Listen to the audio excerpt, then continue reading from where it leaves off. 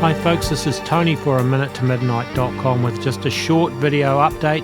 Please make sure you are subscribed to us at aminutetomidnight.com. Go down the right hand side of the website and enter your email address to receive notifications of our shows and videos and articles and so forth. Well, I think, folks, that it's increasingly obvious for anyone who doesn't have their head in the sand that we are at a convergence of events, well, a perfect storm it would seem, on all angles coming at us across the globe. And America in many ways probably has the furthest to fall, though it's going to affect everyone.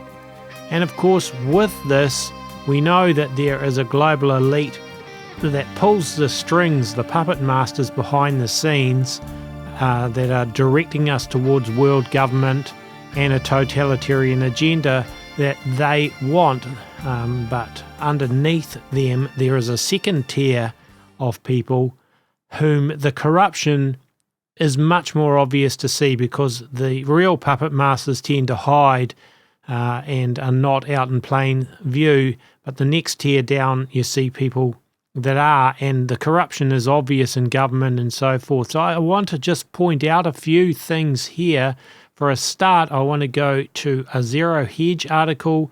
Non-profit watchdog uncovers $350 million in secret payments to Fauci, Collins, others at the National Institute of Health. An estimated $350 million in undisclosed royalties were paid to the National Institutes of Health and hundreds of its scientists, including the agency's recently departed director, Dr. Francis Collins, and Dr. Anthony Fauci, according to a non-profit government watchdog.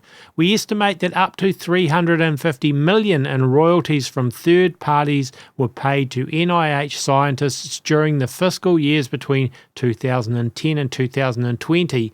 Open the Book's CEO Adam Ondrzejewski told reporters in a telephone news conference on May 9th.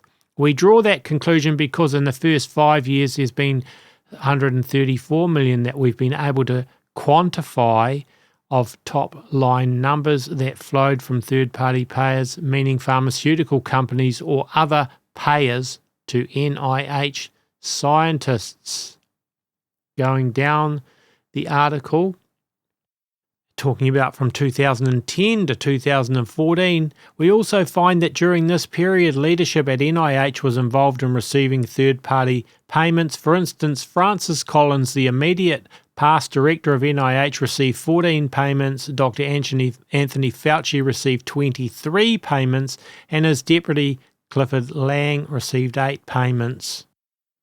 Open the Books, a Chicago-based non-profit government watchdog, filed a Federal Freedom of Information Act suit seeking documentation of all payments by outside firms to the NIH and or current and former NIH employees, but the NIH declined to respond to the Freedom of Information Act, so Open the Books is taking the agency to court, suing it for non-compliance with the FOIA. Allegedly, former CIA Director William Casey supposedly said to Ronald Reagan, "We'll know our disinformation is complete when everything the American public believes is false." And of course, Dr. Fauci, probably one of the biggest pushers of disinformation over the last couple of years that we have seen, and especially when you see the flip-flopping, and of course, many of us believe that the pandemic was a deliberately released lab creation designed to bring about the Great Reset and a one world order. And of course, Fauci's role in that is pretty much legendary. I don't need to say much more to the type of people that listen to this broadcast. I've covered in previous videos how Dr. Anthony Fauci is a Jesuit and proud of his Jesuit roots, and also that I've found twice at least where he was using this hidden hand, the lion's paw, underneath his jacket, which is a signal to Freemasons and other ancient mystery school religious adherents. But also Dr. Francis Collins, who was the former head of the National Institute of Health, founded an organization called the BioLogos Foundation, which supports a view that supposedly, according to them, God created the world using evolution. And in 2009, Pope Benedict XVI appointed Francis Collins to the Pontifical Academy of Sciences. Back in 2009, as NIH director, Collins began the process of deep cooperation with China.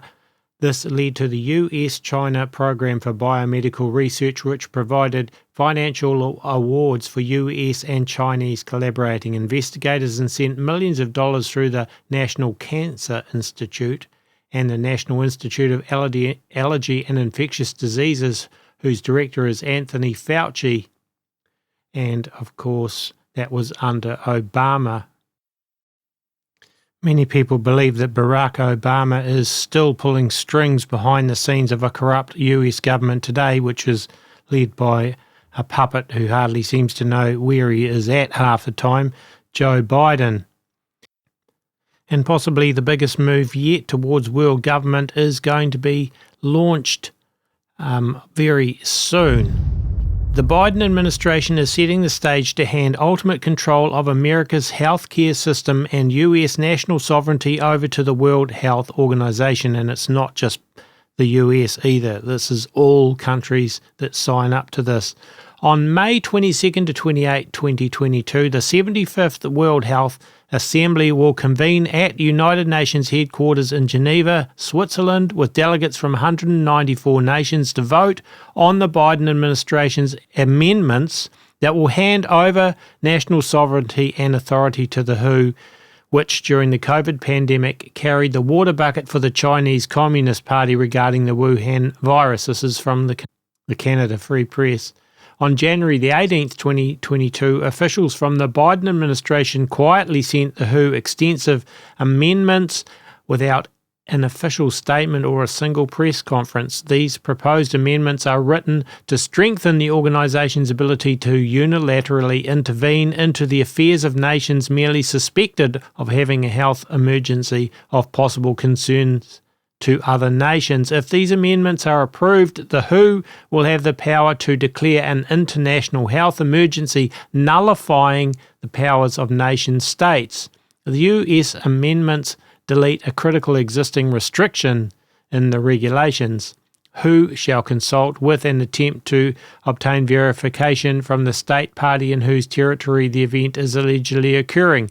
This enables a Director General to declare health emergencies at will and can be used to justify ostracism and economic or financial actions against the targeted nation by other nations aligned with the WHO or who wish to harm and control the accused nation. The contents of the proposed amendments were not made public until April 12, 2022. The existing WHO regulations provide for an 18-month grace period during which a nation may withdraw its yes vote for amendments. However, the current proposed amendments would reduce that opportunity to 6 months. On January the 20th, 2021, Joe Biden sent a letter to Antonio Guterres, UN Secretary General and member of the Portuguese Socialist Party, retracting President Donald Trump's withdrawal from the WHO, and Biden also appointed, a name we've just looked at in this video already, Dr. Anthony Fauci, head of the National Institute of Allergy and Infectious Diseases, to represent the United States on the WHO's executive committee. But a former member of Congress, Michelle Bachmann, is working hard at sounding the alarm. Bachmann has stated that the upcoming vote in Geneva over the Biden administration's amendments would cede US sovereignty to the WHO over national healthcare decisions in what she described as the biggest global power grab that we have seen in our lifetimes. Bachmann's concern is over the vote that will take place on May 22nd in the World Health Organization's governing legislative body, and the vote is to ratify the amendments proposed by the Biden administration and are scheduled as provisional agenda item 16.2. The authority they will be given will impact 99.4% of all the peoples of the world, Bachmann said. There are 193 nations belonging to the UN, and the Biden administration is bringing amendments that were proposed that all nations of the earth cede their sovereignty over their national healthcare decisions to the WHO. This means the WHO would have decision-making authority to intervene in the United States government policy and any nation of the world without our permission. For instance, the lockdown where you see 26 million people today locked down in Shanghai, China, they can't leave their apartments or homes. The WHO would have the authority to be able to enforce that here in the United States on whatever pretext they want. They don't have to show data, they could just do this. What this does, bottom line, is that it creates a platform for global government through the WHO, Bachmann said. And then there's this man, Bill Gates. Though the UN's World Health Organization is run by member states which donate public funds, it relies heavily on private donors. One of those is the Gates Foundation, by far the largest private contributor to the WHO, accounting for some 10% of its budget. Only the US government pays more. So Bill and Melinda Gates Foundation is the second biggest donor to the World Health Organization. And we know that he wields an enormous amount of influence there. Have a listen to this short clip where he's interviewed by the BBC and notice his hesitation as he talks about jabs and death. Well, in some ways, you almost have to laugh because it's so crazy. I mean, do I really want to track people? You know, I spend billions on vaccines. I don't make money on vaccines. Vaccines save lives. They don't, cause deaths. So, you have to say it's a bit of a strange world where there are channels where that, gains a lot of interest. Only recently as I've been out in public, some people yell at me about, that I'm tracking them, and that's an awful thing.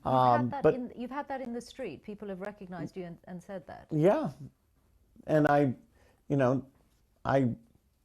it's not somebody I really had any reason to want to track. So, I still maintain a sense of humor about it, but to the degree that those crazy theories cause people not to want to get vaccinated or wear masks, it is making the toll of the pandemic even worse.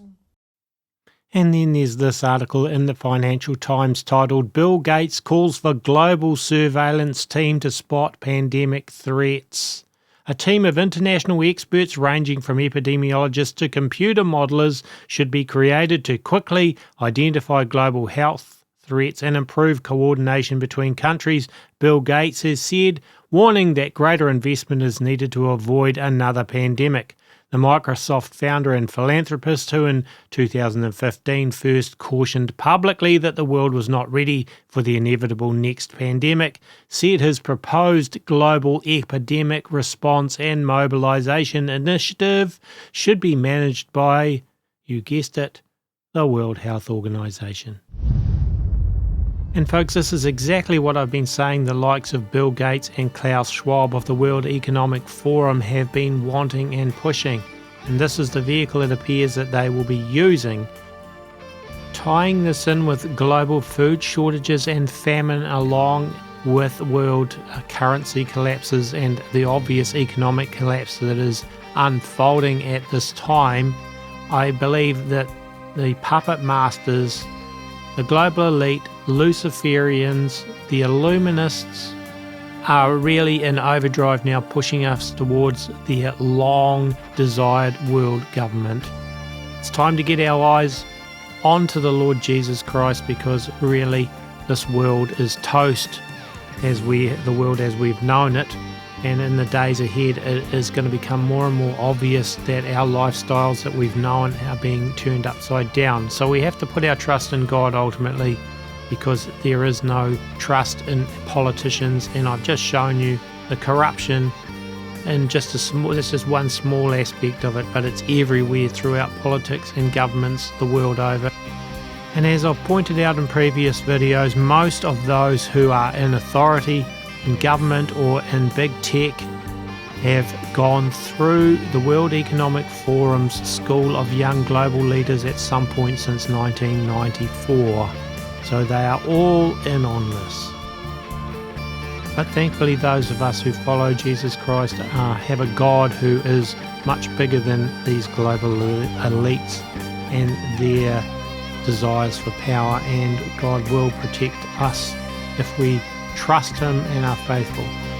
Folks, that's all I wanted to say in this video. Please, as I mentioned earlier, subscribe to us at aminutetomidnight.com, and also we do run A Minute to Midnight 100% by donations.